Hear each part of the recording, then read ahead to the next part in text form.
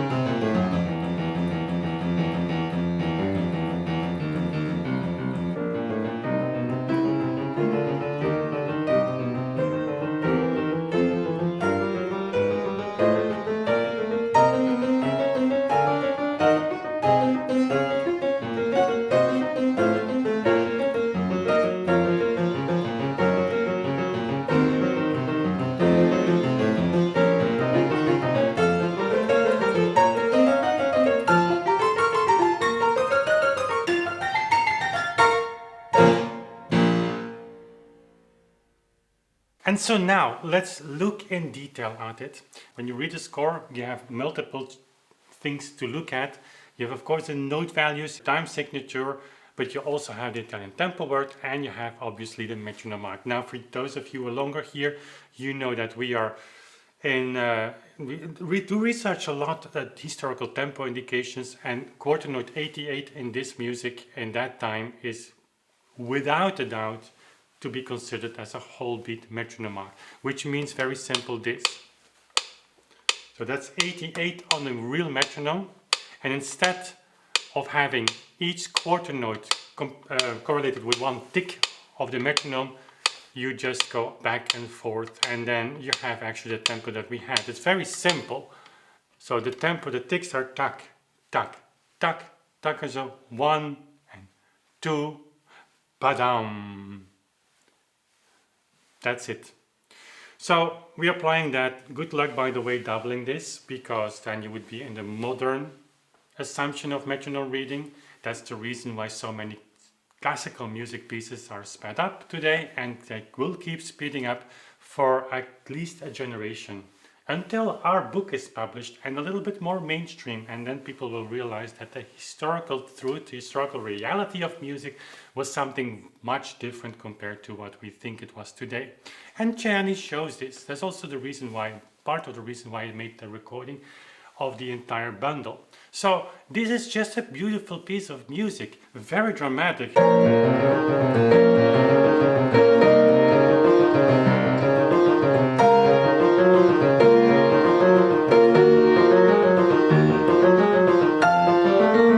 And a very nice narrative.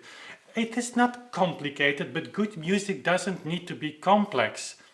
In fact, the opposite is true. It's much more difficult to write simple music, quote unquote, than very difficult music. To write difficult music very well and very good is also very difficult, of course. But there is an art in bringing music back to its essentials. And here you have that. You have, for instance, at the beginning already, the left hand who adds like this rhythm, this constant urge, this kind of like, it's not panicking, but it's like close to that. I don't find the word in English. It's like you are like in a very exciting movie, like, and the subject, the hero, is like looking for answers and is in a completely lost situation, and he doesn't know where the exit is or whatever, and it's like looking around. It's that kind of feeling, very cinematic in fact. And then the right hand, of course, is adding to that, like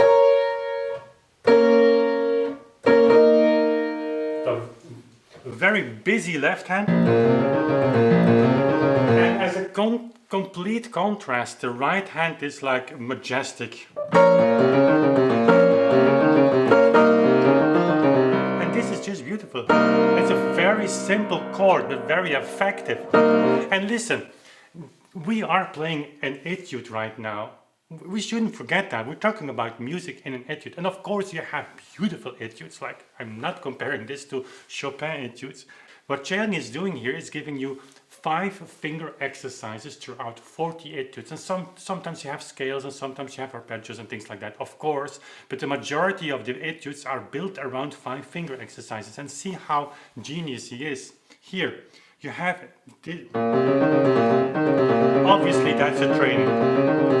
You have an octave jump, which makes this much more difficult. And this is an etude, by the way. It's number 34. It's on the 4th volume. The pivot, the thumb as a pivot for the hand, the position.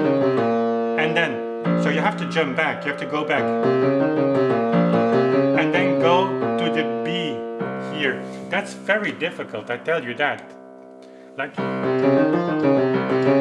Of course, if you're a trained pianist, you'd say, Wim, that's easy. Yeah, but we are talking here, not...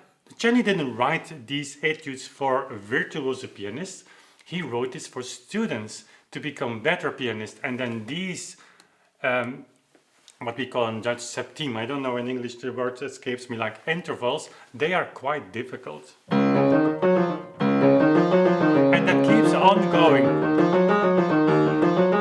The trick is, like, if you play all of that, is to keep your hand relaxed. At the same time, in the right hand, and we shouldn't underestimate it, certainly seeing the fact that this is written for students, you have here an octave jump as well.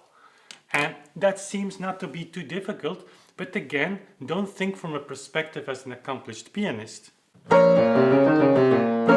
At the same time, where you have to go back with the left hand an octave lower, the right hand, so you're leaving the keyboard completely with 2 hands to make a jump, with 2 hands an octave lower.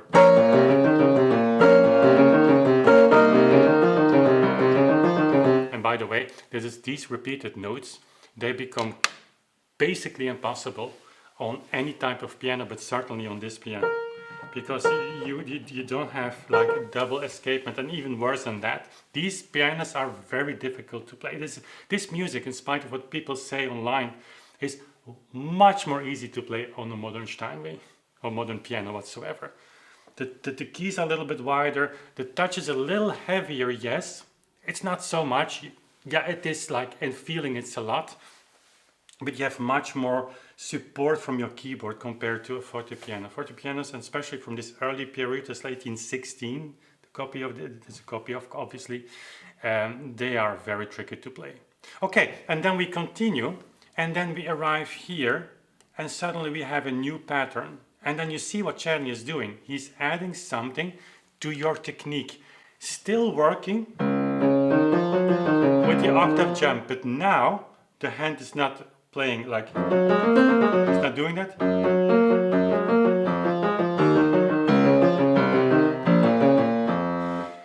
This is not beginner stuff.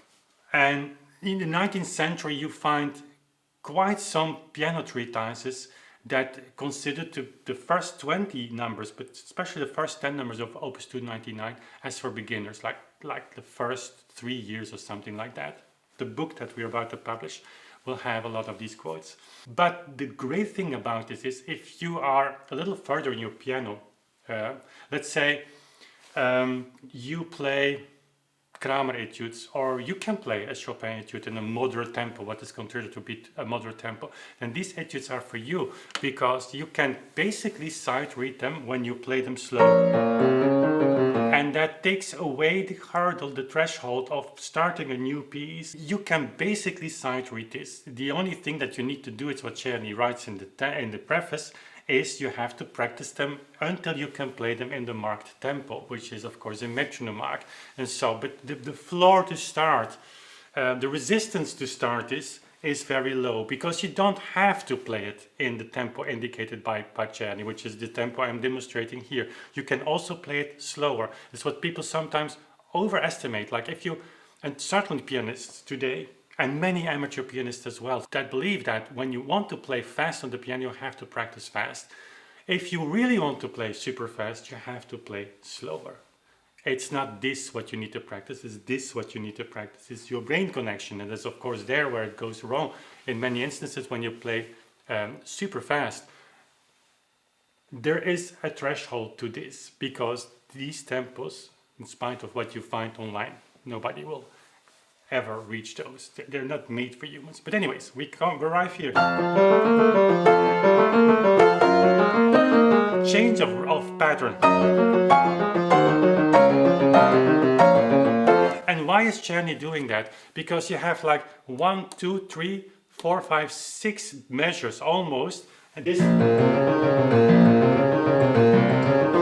now you try this figure, and then you will see that like automatically your wrist will like freeze, will be like more tensed. That's very dangerous. Never do that. This should be always relaxed. So if you are an accomplished pianist, or you have a lot of experience in playing difficult stuff, then you know that you constantly have to relax, and you can do that here. So each time you make the jump, you relax here. You just focus on relaxing that hand.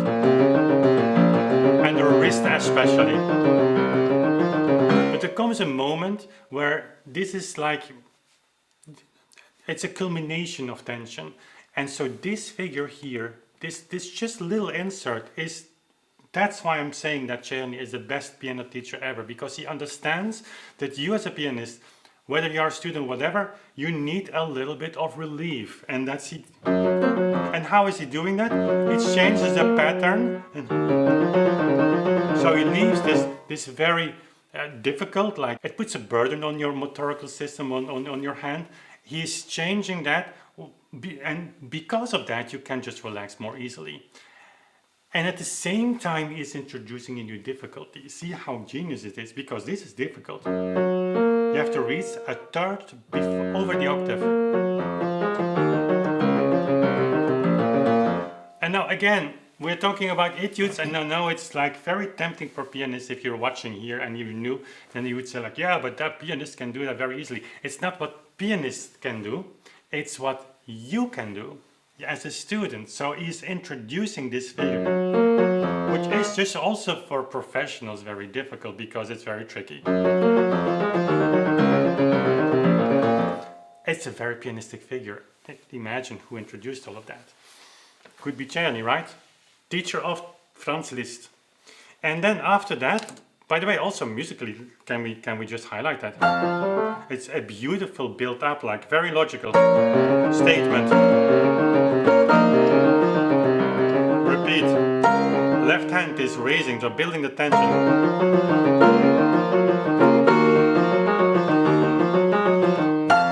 And then again, dominant is just a very simple 1-5 harmonic relationship here, but it's like on top of that. It's like not on top of that, but it's like playing the highest notes here. It's kind of like statement on the statement. Positive statement.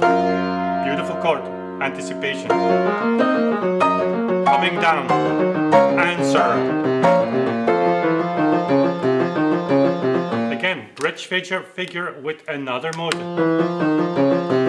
5-finger exercises. I mean, guys, we are practicing our 5 fingers, and almost all fingers have a say in all these etudes, in patterns. Can we give Karl Czerny a little bit of credit for not only offering us material to practice, so that we don't, like for instance the Hanor. I mean, I've played it all, huh? This is so much better. This is not just an exercise, it's actually music. And then the variations of all of that, unbelievable. Now we are here, 2 bridge figures, our left hand is relaxed again. We can again play some more of that. And what are we going to do? Well, we are going to do that, but we're going to combine that with the right hand. And on top of that, there is a melody that he is introducing here.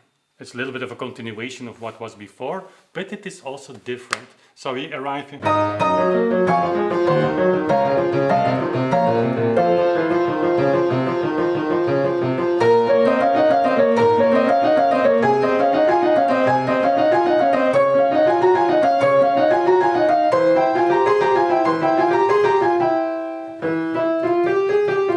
This is super tricky, yeah? So D sharp, and then the 3rd finger over the D sharp. This is very unpianistic, but if you can do this, then of course all the other patterns are more easy. And it's also part of the music, because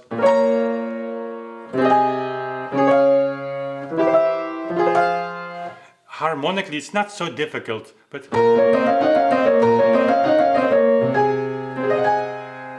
transition to C major, C major, question mark again. This is actually the augmented fourth, to go back to A minor. But it works very well from C major. Again, the bridge figure that we had earlier here. Left hand again, jump with the 3rd. Same pattern also on the right hand. To build.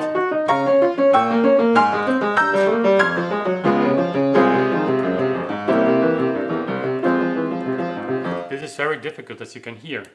So here suddenly the left hand should jump a quarter interval.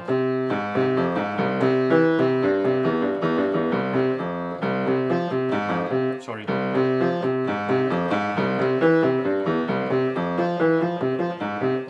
So he's augmenting the difficulties here of the left hand. But I mean, musically this is just nice. Is it just me? Let me know.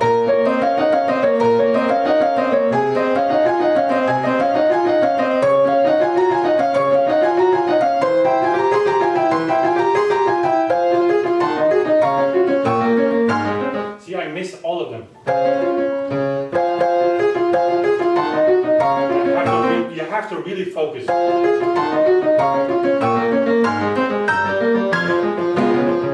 Jump here, like a big jump. I mean, you just have to do it. And many students will have difficulties with that. But there is a reward learning it. Not only your agility and your technique, but also musically. This is a piece you can play for your family members. They will listen. It's not just, it's not this. And then we go back to the left hand, we continue, we actually have the same pattern as the beginning, but in a beautiful chord progression. It's not very complicated, again, it's very basic, but it's very effective. Left hand has a melody now. It's here, hidden.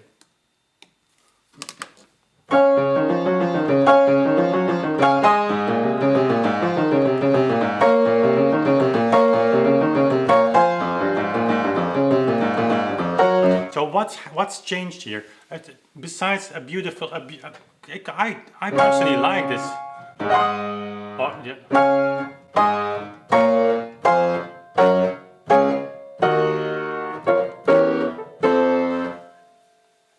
Not difficult, but it's very nice. It's like we tend to like these kinds of chord progressions. But what is difficult here is that now, and if you compare it to the beginning, here it's the reverse of the pattern. So we're not training anymore the upper part of our left hand. We're training the lower part, but we're adding a difficulty here.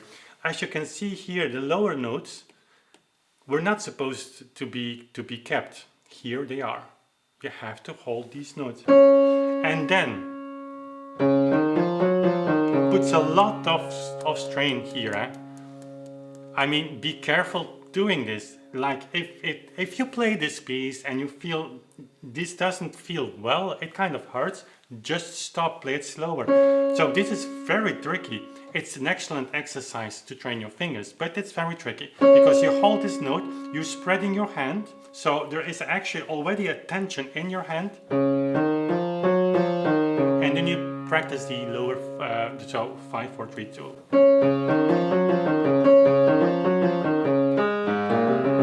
Also difficult. While you play, you have to move your hand to the G to play this note. And then, augmentation of the difficulty. So it's not anymore a pattern. It's actually a pattern that he's going to use as a motive.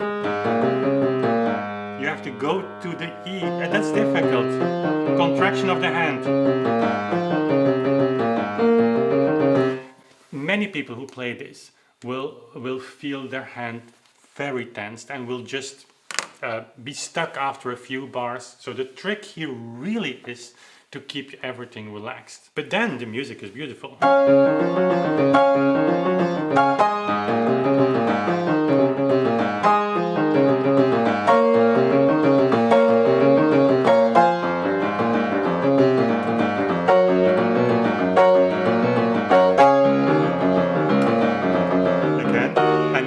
Really a new figure here. This is much easier and you need that. Scales.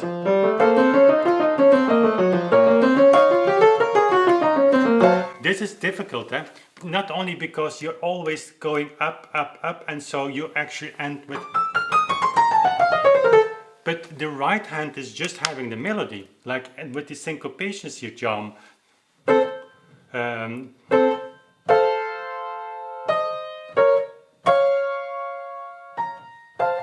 And it's just an accompaniment, you could say, of the left hand who is very busy, and of course the left hand gets all the attention, but in a way it's the right hand who is, it's kind of a song without words. I'm planning to make a video about Mendelssohn. By the way, it's my next project, for not next project, but next big piano project for next year to record.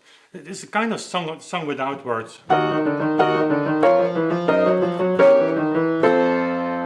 Musically this works. Different pattern. Repetition.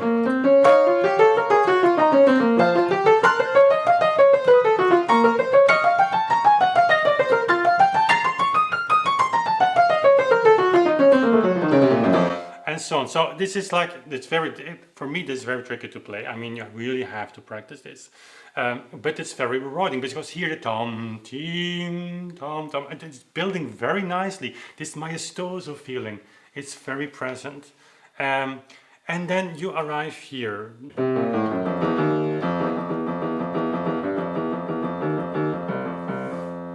Pianissimo dolce.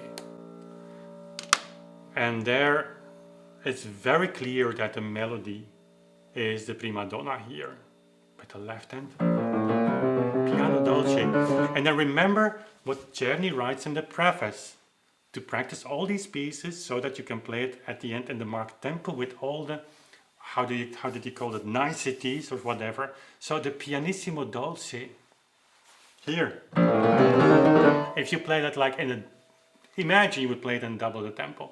It's like pianissimo dolce, very soft. So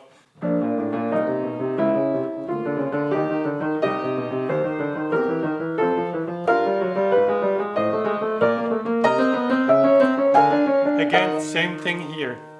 So he is just keeping the things that you learn here are like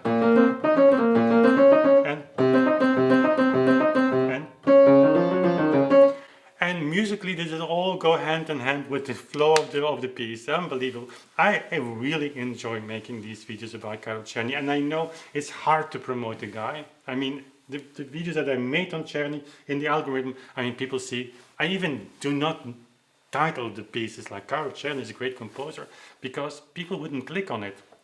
And yes, I try to make titles and thumbnails that people want to click on it, because otherwise I would be like just someone who wants to waste his time. But this is something more people should know, more pianists should know. I mean, this is a beautiful piece. After this.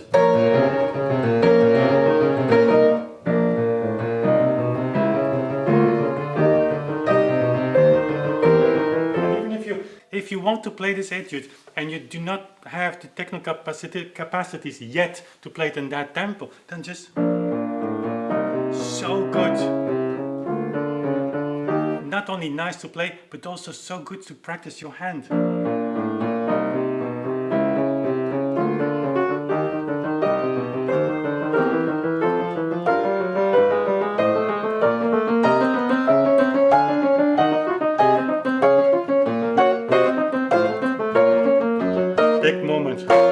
I mean, this is nice, right? There we have again the difficult figure here, where we have to jump a quarter interval. And then, can we give credits? And then you can again say like, yeah, but Wim, that's so simple, these harmonies. I mean, what is this? Yeah, but a lot of music is like this. And when a big name of a composer does this, then we say like, great. But when Czerny does it, like it's still, and I get it. We feel like the restriction, like the reservation, like, yeah, but Czerny, really, it's like mass-made music. Yeah, but it isn't. It isn't. The guy was just very good. And this is difficult on a fortepiano, especially. It's so small keys.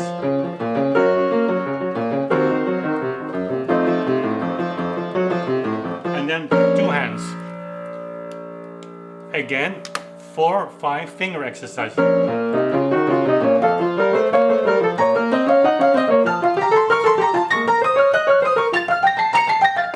Oops. This is difficult. Why? Because you have to jump with two hands simultaneously, obviously. You have the first finger on the black keys indicated by Czerny, and there is also not really another fingering that works well. And here on the fortepiano, difficult.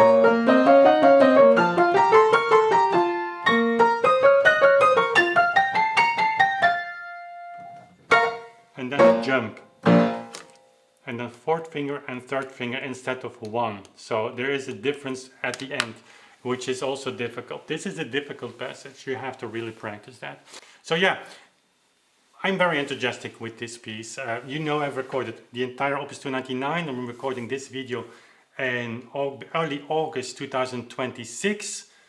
I'm still writing the booklet. Production of the entire thing will be in September. First shipping will be end of October, early November. I'm very much looking forward to that. It's a very challenging project, but Karol Czerny deserves much more of our attention. And of course, he is so instrumental in as an eye-opener for the historical use of the metronome.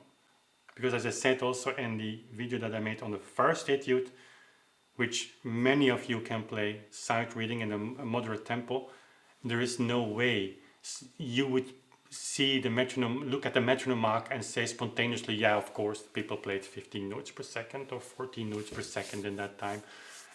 That's obviously what Czerny meant. Therefore, this bundle is so instrumental and so symbolic also on this channel because I've used it so many times for our tempo reconstruction project or journey. So that was all I've got for you today. Thank you for watching. We see each other very soon again.